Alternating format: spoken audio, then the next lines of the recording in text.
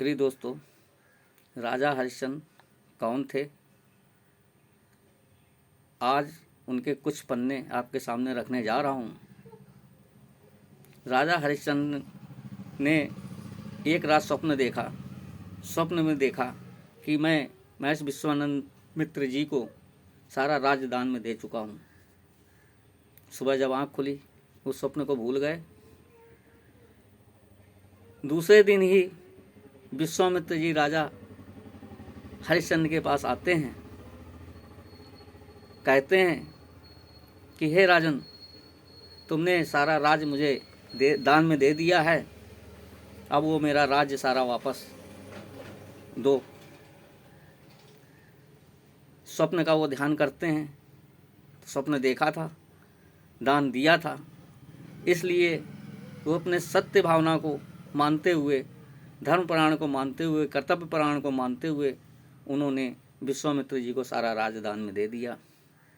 अब रह गई दक्षिणा, जो विश्वामित्र जी ने दक्षिणा बाकी रह गई। वो जंगल को चले जाते हैं। विश्वामित्र जी वहाँ जाते हैं। कहते हैं, राजन, राज्य तो तुमने अपना मेरे सपुर्द कर दिया, लेकिन दक्षिणा अभी बाकी है। राजा हरिश्चंद्र कहते हैं,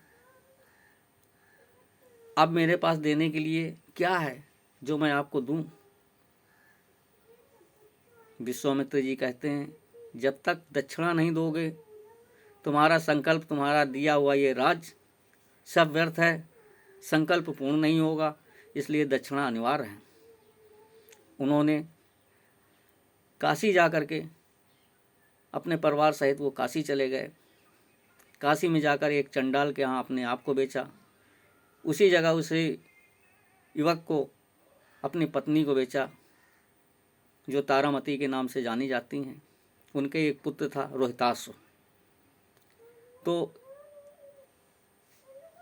इस प्रकार से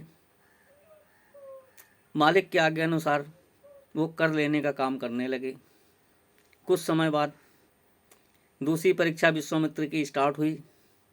उन्होंने सांप रोहतास को सर्प ने डस लिया और उसकी मृत्यु हो गई।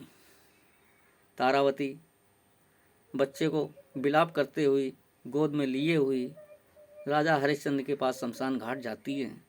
कहती हैं, हे स्वामी, ये आपका प्यारा पुत्र है, इस पुत्र का अंतिम संस्कार यहाँ होना है। तभी राजा हरिश्चंद्र कहते हैं कि मालिक की आज्ञा है,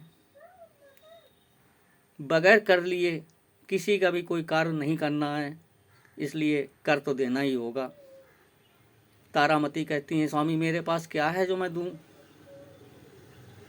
तो हरिश्चंद्र कहते हैं तुम अपनी साड़ी का कुछ भाग फाड़ करके मुझे दे दो, मैं कर के रूप में ले लूँगा, स्वीकार कर लूँगा और बेटे का अंतिम संस्कार तुम्हारे हो जाएगा।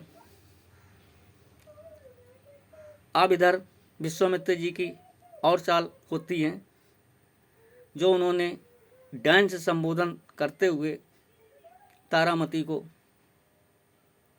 हरिश्चंद्र से कहा, इनकी गर्दन काटनी है। वो विश्वामित्र जी को मानते हुए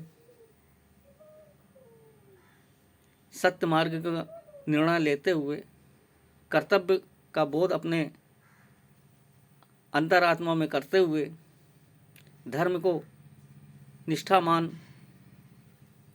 करते हुए उन्होंने पत्नी की गर्दन काटने का भी निर्णय लिया। इधर जैसे ही वो साड़ी का भाग फाड़ रही थी तारामती, उसी समय विश्वामित्र जी आए। बोले, बस। दूसरी प्रतिज्ञा उनकी गर्दन काटने की थी, तो उन्होंने गर्दन काटने के लिए जैसे ही वो आगे बढ़े, आंख में पट्टी बांध करके गर्दन काटने के लिए तारामती के, तभी सत्यदेव प्रकट हो गए। सत्यदेव ने कहा, बस राजन, बस।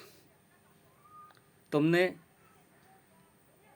अपने जीवन काल में सत्य का निर्वाह किया, धर्म का निर्वाह किया, कर्तव्य प्राण रहे,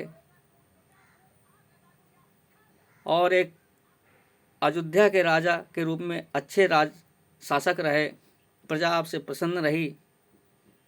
विश्वामित्र जी भी इधर प्रसन्न होकर के उनको पूरा राज वापस दे देते हैं। रोहतास जो मृत्यु पड़ा था उसको भी जीवित हो जाता है। और सत्यदेव कहते हैं राजा हरिश्चंद्र से कि हे राजन, तुम्हारे जैसा सत्यवान, शीलवान, धर्मवान, कर्तव्यपरायण व्यक्ति का नाम इतिहास में अमर है, होगा, अमर रहेगा। आज राजा हरिश्चंद्र के नाम से कई नाटक बनते हैं। पहली फिल्म भी हिंदी फीचर फिल्म बनी थी राजा हरिश्चंद्र, जिसको लोगों ने देखा है। राजा हरिश्चंद्र के विषय में बहुत से लोग बहुत कुछ जानते हैं, लेकिन जहाँ तक मेरी जानकारी थी वो मैंने आपसे शेयर किया है। और इसी शेयर के साथ में आपसे सहयोग की आकांक्षा रखता हूँ कि आप BS श्रीवास्तव के नाम के चैनल को लाइक करें, सब्सक्राइब करें, दोस्तों में शेयर करें, कमेंट्स करें। जय श्री राम, जय श्री हरि, जय हिंद।